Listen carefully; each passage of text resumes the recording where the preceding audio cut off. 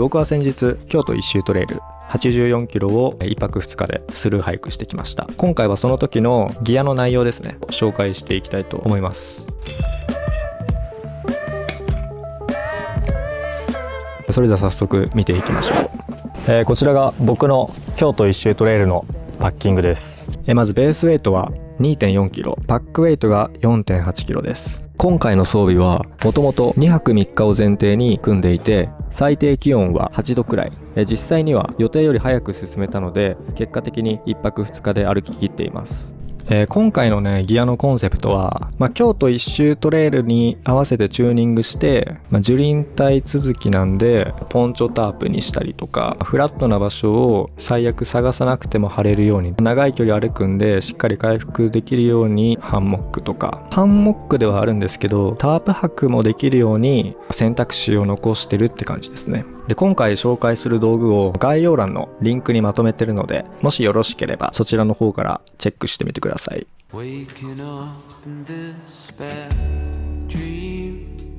まずね、ザックはメドウフィジックスのグラスホッパー22リットルですね。意外と大きいです。簡単に紹介しますと、22リッターの、見た目の通りね、結構普段使いもいけそうな、可愛らしい雰囲気ではあるんですけど、で、後から追加されたショルダーポケット、これ後付けです。オプションで買えるコードがあるんですけど、これをねいろんなとこにつけて、拡張したりとか、これは簡易的なねスターナムストラップにしてるんですけど、いろんなとこにループがあって、こういった見た目だけどカスタムしたりできるっていう面白さがあります。あとね、底面のポケットも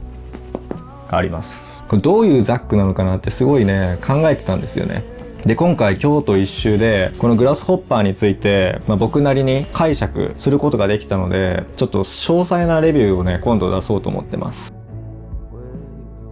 はい、続いてハイテールデザインズのショッピングバッグ M、結構いつもこれ紹介してますけど、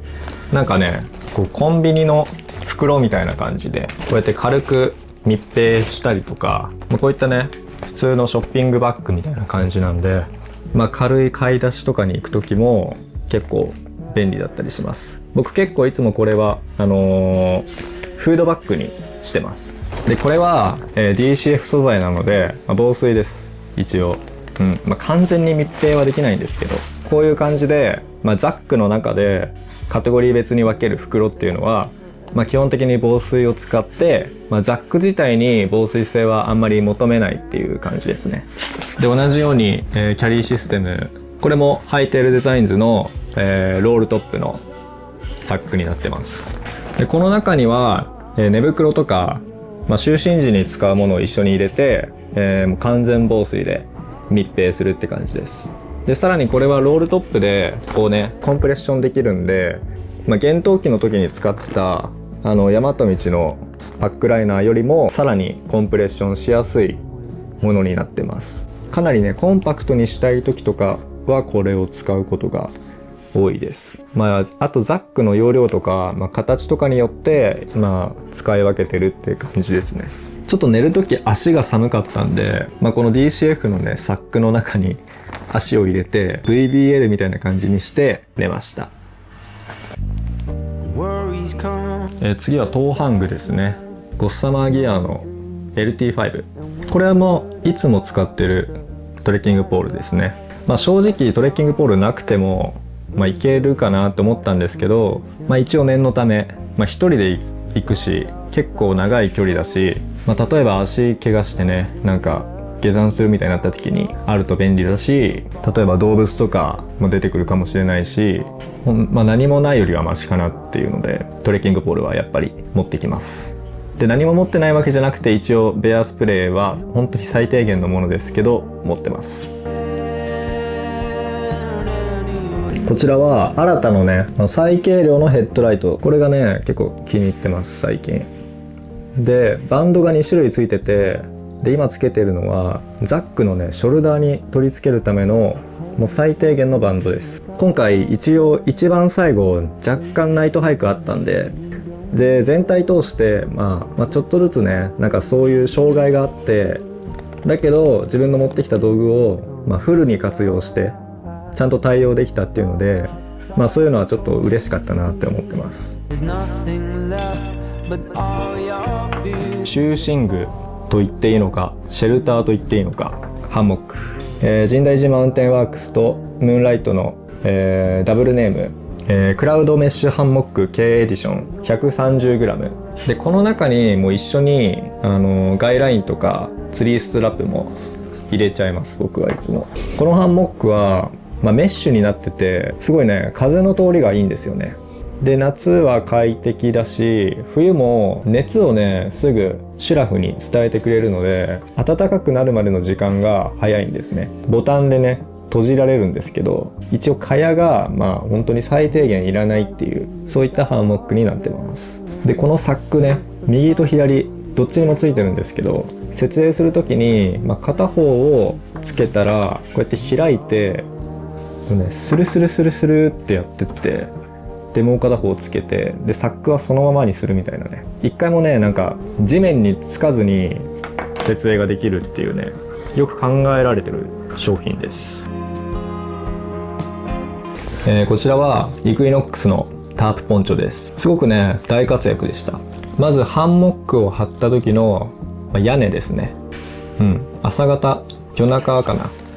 雨降ってきたんでちゃんとねこいつが屋根になってくれて、で朝歩き出しの時も今度はレインウェアとして着用して歩きました。で、今回使わなかったけど、何かあった時はタープ履くっていう意味でも活躍してくれる。今回はタープポンチョで本当に良かったなって思ってます。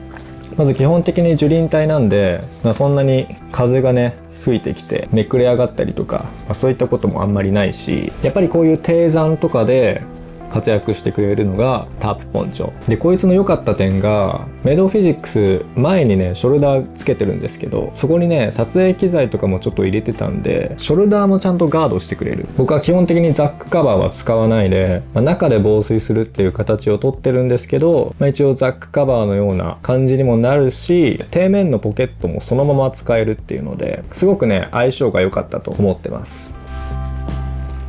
こちらはアンドワンダーと363エクイプメントのダブルネームレインスカート 96g です。グランドシートにもなる、レインスカートですね。はい、これも一応ねそのタープ泊になるかもっていうのに備えてグランドシートとして持ってったんですけど、正直ねちょっとこれに関してはちょっと選択どうだったかなと思ってて、そもそもタープ泊に対応する必要があるのかっていうのもねあるんで、そこも何とも言えないとこなんですけど、レインスカートとしてはねやっぱりポンチョが結構大きいんで、あんまりレインスカートとしての効果をねそこまで発揮してない、発揮しないわけではないんですけど、というのも今回ロングパンツで行ったんですよね。ムーンライトのアンフェイクパンツで行ったんですけど、それじゃなくて普通にショーツで行った方が良かったなって。ショーツだったらレインスカートを使う意味がちゃんと出てくるっていうのもあって、結果論なんですけど、もうちょっと暖かい時期に行けばよかった。グランドシートとしてはね、一人がギリギリ寝れるくらい、本当にギリギリ寝れるくらいのサイズです。 96g。 はい、こちら大和道のミニマリストパッド 118g ですね。今回こちらは2つの役割があって、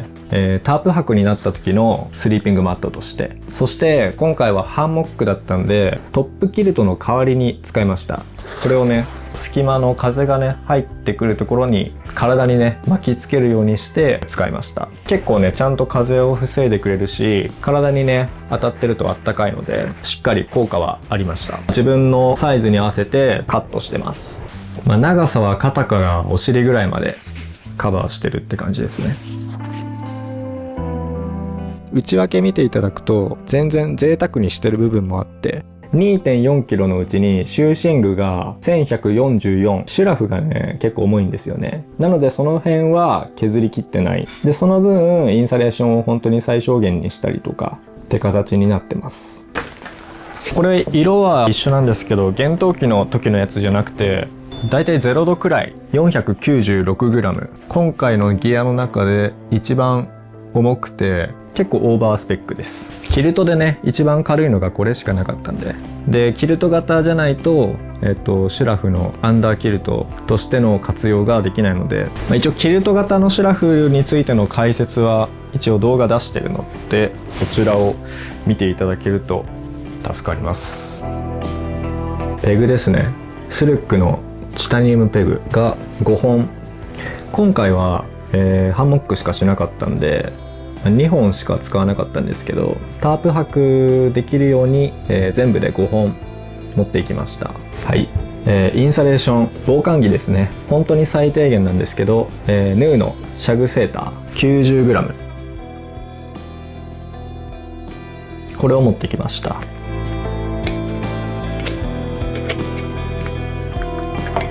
エバニューの APEX カップ、今までは 400FD のノーハンドルを使ってたんですけど、 140g のクッカーセットっていう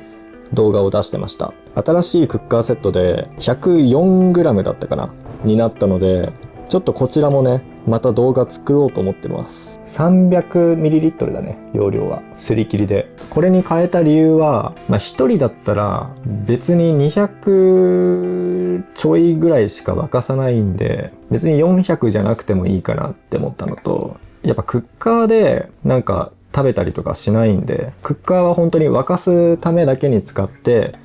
で別でスモールツイストの袋、ここで食べるんで、スモールツイスト 7g ですね、お皿として使います。そういう感じです。でクッカーについてはね、正直向こう行って思ったのが、別にいらなかったなっていうのはすごく思いました。結果的に1回しか使ってないっていうのと、その使った1回っていうのもちょっとね、クマとかが怖かったっていうのもあって、もう本当にすぐ作ってすぐ食べてもっていう感じで煩わしかったですね。なんかできればね作りたくなかったぐらいの感じで、1日目も2日目も結構お昼になんか京都っぽいものとか、もう結構ちゃんとしたご飯を食べれるんで、寝る前はすぐもうなんかお湯も沸かさないで食べれるもの食べて、もうすぐ匂いも出さずに寝るっていうのがねいいかなと思います。クッカーについてはね、おのおのの自然へのリスペクトを持ってね、場所とかね、そういう看板とか注意しながら、やっていくことが大事だと思います。で、ソーヤーミニですね。結果的には使わなかったんですけど、今回ペットボトルでなんか交換しながら行くっていうので、万が一ねなんか採算取れないタイミングがあったら、ちょっとまずいかなと思ってソーヤーミニ持ってきました。結果的にはね大丈夫だったんですけど、こっからしばらく自販機ないなみたいなタイミングで多めに買ったりとかしてたんで、だけど人によってはね、こう進むペースとか何かあった時っていうのもあるので、ソーヤミニあってもいいのかなっていう感じです。初めての山だしね。で次がウォーターキャリーの 0.9 リットルですね。これは最初に行った時に一応500ミリ入れて行ったんですけど、別にいらなかったなこれはいらなかったっすね。普通にペットボトルで持っていけばよかったな。別にいらなかったな。なんで持ってったんだろう残念。 30g で、これね、いつものスタッフサック、コードがね蓄光になってるんですよね。で普通にクッカーも入れるし、あとランタンのねシェード代わりにしたりします。 TCF で、カトラリーバーゴの折りたたまるやつ。その他の道具ですね。ベアスプレー、ペッパージェット 70g、 かなり小さいんですけど、カプサイシンとか入ってんのかな。これはねちょっとどこまで信用していいのかっていうと、なかなかね賛否あるところなんですけど、クマ対策についてはやっぱり各々でどのレベルまでやるかっていうのはね、また結構変わってくるところもあるし、なんか追加するんだったらもういくらでも追加できてしまうところだし、各々のねバランス感覚で選んでいくのがいいかなと思います。別に言うことないかなミョグの動画で作ったキャリーザさんのスモール軽量化させました。これが 40g、 ちゃんとした光源なんですけど、僕一応撮影もするかなっていうので持ってます。であとロングトレイルなんで、ソーラー充電なんですけど、ちょっと利点が結構大きくなってくるかなっていうので持ってきました。ギアエイドの、ヒーロークリップミニですね。これはねカラビナにもなるんですけど、こう開いてね、バックハンガーになるんですね。なんかバッグかけるところがないカフェとか、山と町とっていう一日とかだとこれをつけて持っていくことが多いですね。実際活躍した場ってのはねあんまりないです。まだなんか基本的にね、なんかザック置ける店が多いからね、いい国です。トイレタリーキット、コモンギアのウォシュレット 3g、 ペットボトルに取り付けて使います。こうね、水が出るんですけど、エバニューの穴掘り、簡単な穴を掘るためのスコップ、一応ペグにもなります。これキッチンペーパー、トイレットペーパー持っていく人いるんですけど、トイレットペーパーってなんか雨とかでなんかね濡れた時にボロボロになるんですね。なのでキッチンペーパーにしてます。でキッチンペーパー結構多めに持ってって、普通にクッカーとか拭いたりとか、もう兼用で。ウルトラグッドラックの手ぬぐい 50g、 これね使わなかったんですよね。なんかいつもね持ってくけど使わないんだよな。なんか温泉入るかなって思って持ってくんだけど使わないんだよね。鍋つかみとかもいらないしね、すぐるつけてるから使わないんですよね。でも一応持ってきました。エマージェンシーキット、エクスペドの防水のポーチに入れてます。ビクトリノックスのナイフとかマルチツールなんですけど、これはね爪切りが入ってるんですよね。今回は別に1泊2日だしあれなんですけど、もっとね長いロングトレイルの時は結構活躍します。でこのね爪切りはもう家でも使ってます。であと常備薬、ロキソニンとか胃薬とかで、絆創膏とテーピングで、予備のライターにダクトテープ巻いてます。で予備のライトですね、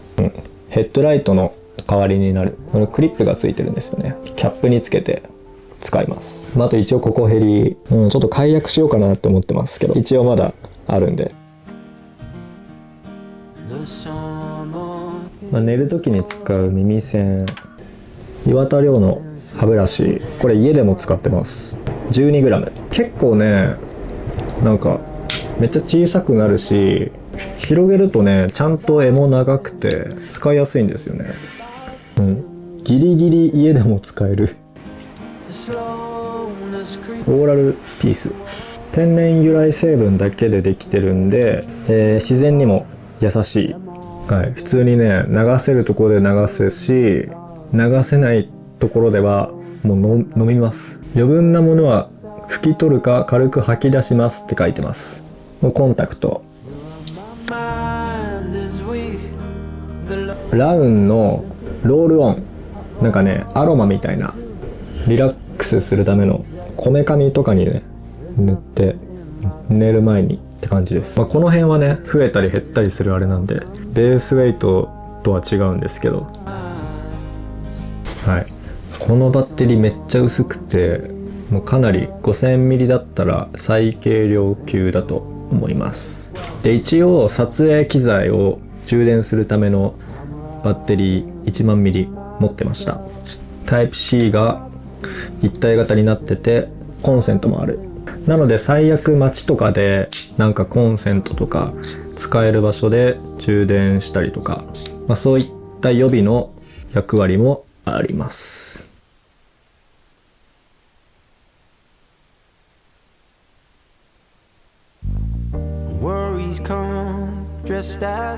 はい、というわけでいかがだったでしょうか。今回は京都一周トレイルを84キロスルーハイクした、